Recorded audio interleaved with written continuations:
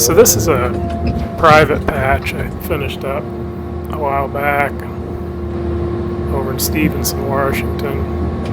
Private landowners, old family from the town, probably one of the original founders. And it had some pretty nice wood on it, kind of a mixed stand of ages, but a couple pieces that we're working on in this video and in another one to come had some pretty big wood.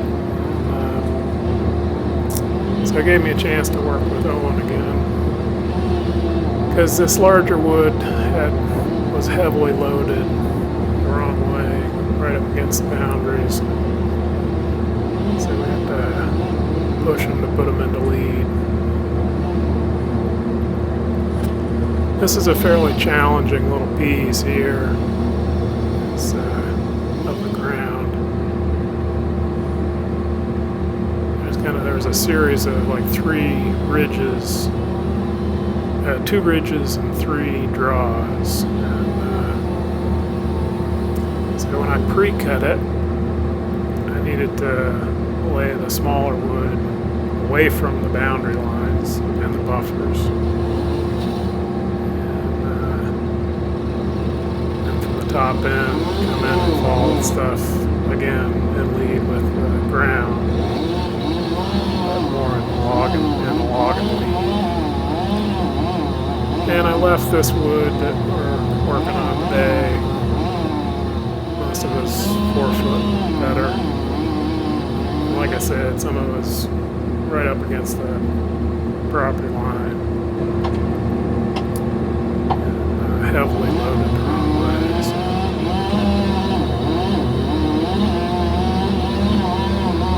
So it's always a pleasure to work with Owen on this stuff. Pushing big wood and against obstacles is pretty tricky stuff. It's always nice to work with somebody that you have good communication with, trust their skills, get the job done quickly and safely both, and have a good time at the same time. And that's what we did on this one. Good communication is really important on this bigger wood.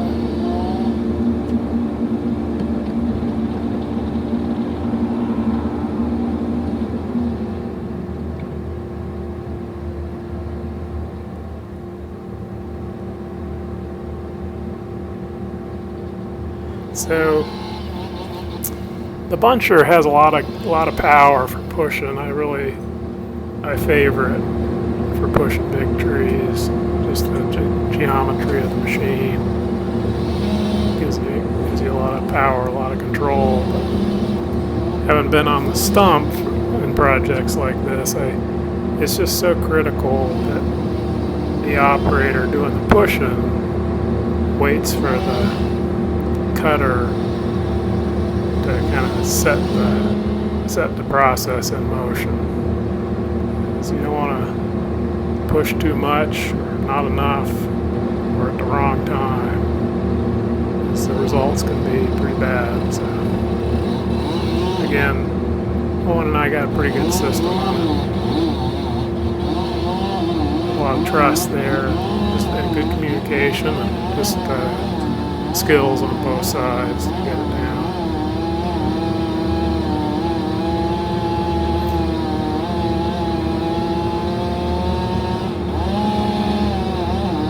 And, many of you watching this have known Anfallers. You really have to respect them for, what they do every day under the conditions they do it in, the ground they work on. Owen's been cutting better than 3 decades. Everything from spruce with 8,000-foot butt logs to tying himself off so he can cut yard ground. Does it with a good attitude. Gets her done. Always a pleasure to work with him.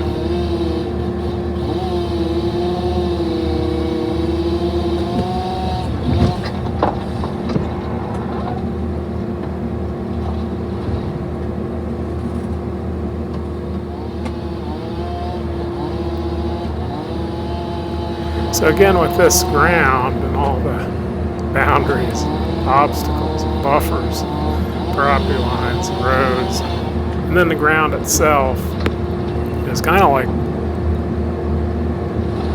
a Chinese puzzle, you know. And after cutting it, I had a pretty good idea of like the order in which road we want to follow it. We looked it over together and the way we went on it. We're successful, no problems. And also successful in saving it out. We figured we'd probably put down something over 30,000 in 2.5 hours, so it's pretty productive. And it's good wood. They're nice sticks. You know, and they were all running 3 logs or better, and we saved them out. There's it was just, there was only one lay. We saved it as best we could, but everything else was very favorable. And that's important with sticks like these.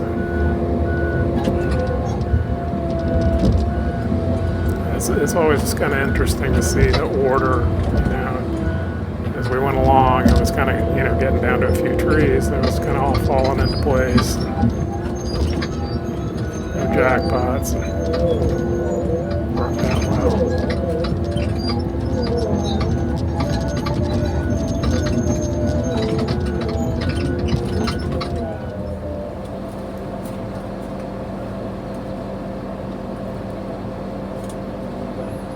Yeah, the older I get, the more I kind of appreciate communication. Sometimes just a minute or two, or a short phone call, or, you know, even looking at a map is kind of communication. Just a few minutes can make quite a difference, you know. If you're working with somebody else, or, you know, even more than one person in a crew, communication can kind of pull everybody together, and we're all on the same page, pushing hard in the right direction. That's good things.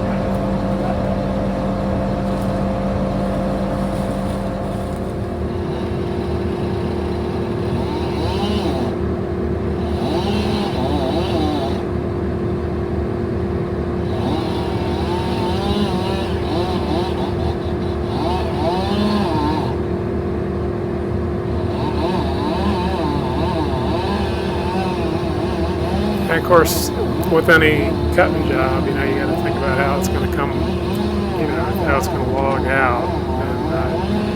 And so, of course, this was quite complicated. As I said, a lot of the stuff I cut to begin with was getting tipped towards the landing, so to speak, and then I had to fall on top of that, and then we came back through and finished off with big wood. But it is organized, as best organized as we can do it. Sometimes that's all you can do, you know. But having a plan and logging that plan has always worked well for me. I think that's, again, really important.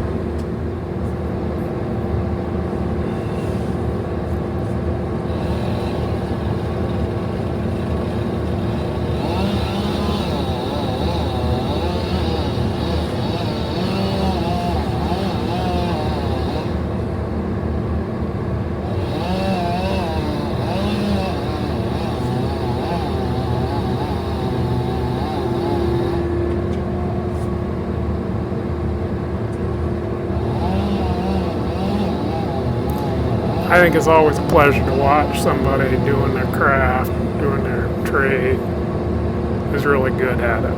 Makes it look pretty easy, you know. And it does look easy until you pick up the 80-pound saw and try to do that on a 90-degree day.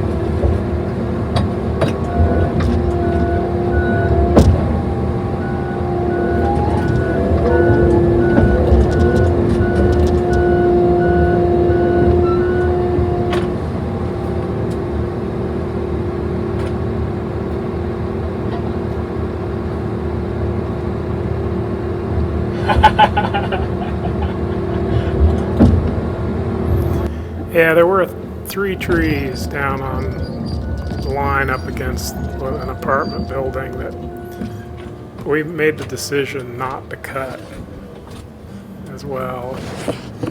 We looked it over and just kind of